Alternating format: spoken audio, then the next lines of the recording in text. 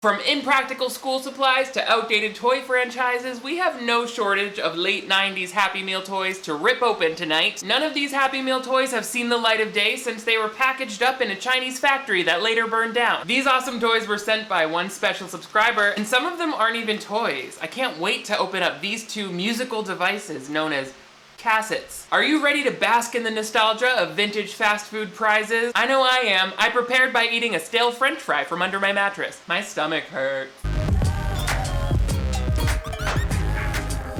Hello television viewers, my name is Nick. Thank you so much for joining me once again on my channel for another unboxing of vintage Happy Meal toys. This is the long-awaited second part to the first video where I unboxed a bunch of Happy Meal toys that were sent to me by an awesome subscriber named Jess M. Her and her family were some of my very first subscribers on YouTube, and I'm so grateful that you sent me these awesome gifts. I still have the letter you sent me on the wall. In my previous video, we explored some of the commercials for these Happy Meal toys, and while we will dive into the media of the time for sure, I'm more interested to see if these things actually still work. But first, give this video a big thumbs up if you want to see even more vintage toy unboxings. I know I got some Barbies back there. Also, make sure you hit that subscribe button if you're new to my channel. That way you never miss new videos from me. I upload at least 2 every week. Now, the first toy we have is called Food Foolers, and I'm drawn to this because my cousins had these. I've always had an affinity for fake plastic food. I've searched high and low for the commercials for these Happy Meal toys online, and I just can't find them anywhere. So I don't know what this Frybox cellular phone is supposed to do. Am I going to be able to place calls to my friends like Ronald McDonald, or the purple one, or the girl with braids, or the criminal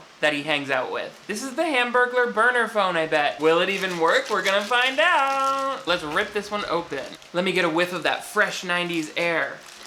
Ugh! Wasn't expecting the smell of pure mold when I did that, or I would have not. I hope that's not a sign of things to come, but we'll see. Ooh, so pristine. And I love how cute and little it is. I love all this satisfying detail of the French fries up there.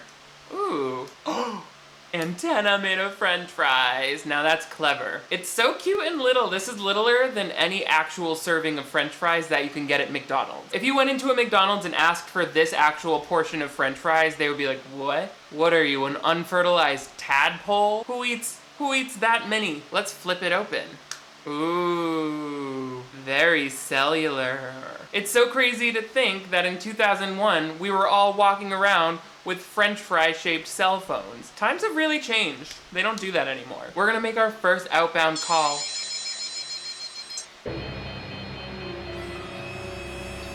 It's ringing.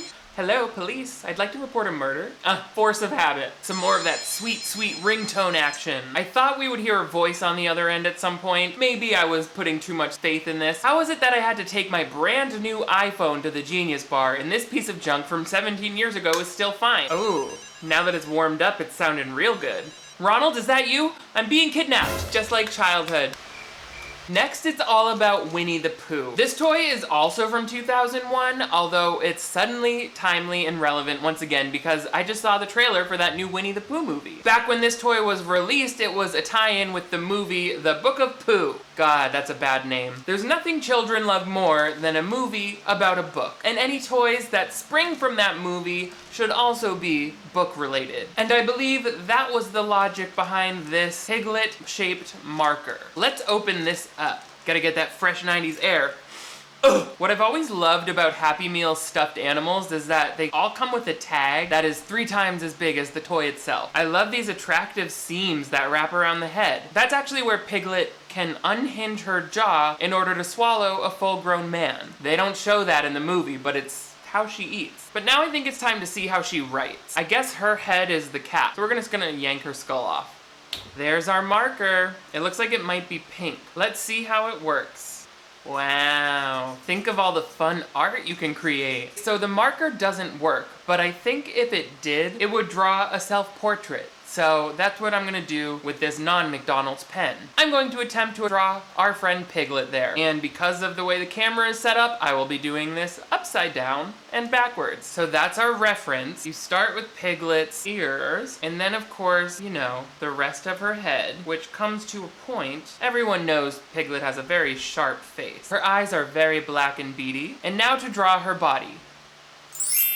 Art. You can't even tell which one is the toy and which one is the illustration. Of course, a meal can only be so happy without the proper soundtrack. So frankly, I'm surprised that McDonald's isn't still giving out music to be played while eating. In 1995 and 1997, Ronald McDonald wasn't just your everyday food clown. He was actually an accomplished silly song recording artist, and I have two of his earliest releases right here. First is 1995's Silly Song Sing-Along. I believe this title comes from a poem by Maya Angelou. In this cover art, you can see a lot of influence from the Beatles, Sgt. Pepper's Lonely Hearts Club. Actually, the artist who designed this cover was hallucinating at the time. Actually, all the time. He was very, very sick. Next, we get a little more personal with 1997's That's My Ronald. Here, Ronald really wanted to just create some low-key tunes that told the story of what he'd been up to since his last work. You can see it was these years that he transitioned once again from being a illustrated cartoon character to a full-grown union actor. Always back and forth, sort of a yo-yo with this one, you know? Let's start in chronological order and open the Silly Song Sing-Along. I do sort of remember getting these as a kid. They were not a Happy Meal toy like in the traditional sense, but one of those premiums that you could pay like $2.99 with any purchase and get it with your meal. Side A, what am I gonna be for Halloween? Ooh, a question in the title. In side B, Abba Dabba Honeymoon.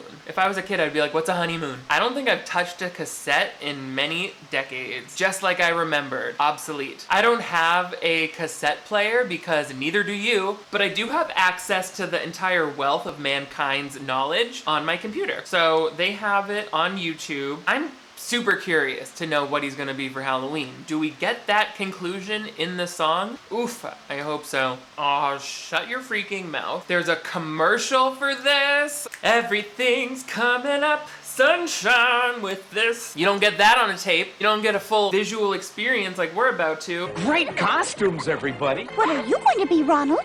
Well, I could be a goldfish in a goldfish bowl. A chocolate-covered marshmallow. That's silly. Oh, what am I gonna be Ronald? for Halloween? The twins? So in 1995, that was the question. What is Ronald gonna be for Halloween? I was 4 years old at the time, so I wasn't able to participate in the conversation, but now that I'm an adult, my money's on chocolate-covered marshmallow. That's very interesting. You don't hear that choice almost ever. I've never seen that. Great, so we got the TV experience. Now let's hear a little bit of the song. Wherever I go, they shout, hello! Where did you get that hat? Oh God. Should I be something frightful or something more delightful? Make people laugh or make them run and hide? Okay, we gotta stop. He's running through a lot of ideas. He's in the brainstorming process, clearly, but let's just jump to the end. This must be the final For chorus. Halloween, Be a little kid like me, Ronald. it'd be fun to be a little kid, but it'd be even sillier to be a baby. I can't get into that, but I think they become babies next. So if you're interested, the whole album is on YouTube. I can't do any more of that. I do feel inspired to write a review on that piece of work. Dear Rolling Stone, this marker doesn't work. I'm just having fun to hold one of these again. Next, we have a toy that was promoting the Lion Kingdom park at Disney World. And it looks like there's a tab to pull out, so we know it's gonna do something musical or electronic. I remember we looked at this commercial last time. Very realistic. It looks like I'm supposed to move her head. It's clearly broken, but I think it's supposed to beak its beak. Beak its beak. Aw, it's dead. I guess now we know what happens when you put a bird in a plastic bag for 10 years. But wait, we're not done, because we've got one more toy to unbox. And this one is perplexing, to say the least. It's called Chibi Boto Wind-Up Toy, which I guess was a thing. I looked for the commercial online, and I found it, but it's confusing. I learned that this is a toy from the makers of Furby, so let's take a look. Give this desktop robot a love tap to make it squiggle with 280 screens of animation and an alarm clock. Chibi Boto, tap for your life. What was any of that? I seriously thought that was in Japanese for a minute, but it was just a person talking, I mean, Japanese people are people too, but it was in English. Give this desktop robot a love tap. It's your desktop robot Electra with different animations on its face. Wow. First of all, that's a weak toy concept. Third of all, second, that commercial is indecipherably fast. But anyway, there you have it. Here's Chibi Boto from the makers of Furby. Ooh, little insert telling us what to do. So we can press the button on top to make it wiggle, or we can wind it up like a wind-up toy. It's really hard to pick up on camera, but it's supposed to be a blinking thing. Also, I love that little heart on there. It's so cute. I'm gonna try pressing the thing. I think that button is supposed to move its arms and legs, but something got fractured in transit. This is a bruised and battered Chibi Boto. But I'm winding. Maybe we'll have some luck getting it to move. Ready? Yes! It totally works. Oh! Moving at the speed of light is Chibi Boto. Chibi Boto, he's an Italian robot. He dances the Macarena because it's in 1998. He doesn't have the same pep in his step that he did in 98, but you know, he's a good desktop robot that wiggles. How much fun were these Happy Meal toys? Let's recap. First we got the Chibi Boto, the Italian robot who dances the Macarena. Then we have the toucan who died of starvation back years ago. What am I gonna be for Halloween? He kind of seemed like he wanted to be a baby at the end. I'm gonna go with chocolate covered marshmallow because that's just a little less weird to me somehow. Also, don't forget his Phil Collins style Endeavor 2 years later. We didn't listen to that because I just can't, but I'm sure it's great. The Piglet pen, gotta love her. And of course, the one that started it all. Oh no, it doesn't make the sound anymore. Come on, it had its moment. That was all it could take. Hello, 911? Someone murdered my phone. What do you guys think of these fun vintage Happy Meal toys? Do you remember any of them from your childhood? Let me know your favorite Happy Meal memories below. Also, don't forget to give this video a big, huge thumbs up if you enjoyed it. I really appreciate the support, and it lets me know that you want to see even more vintage toy unboxings. And as I said, I got some stuff we can do. Give this video a thumbs up if you want to see that. But most importantly, if you're new to this channel, I would really appreciate it if you hit that subscribe button right over here. That way you never miss new videos from me. I upload at least 2 every week. It also means when you click subscribe that you're part of the Nick D crew. So make sure you click subscribe if you want to join. You guys are all the greatest. Thank you so much for placing some emergency french fry calls with me today. I will see you next time. Choo-choo!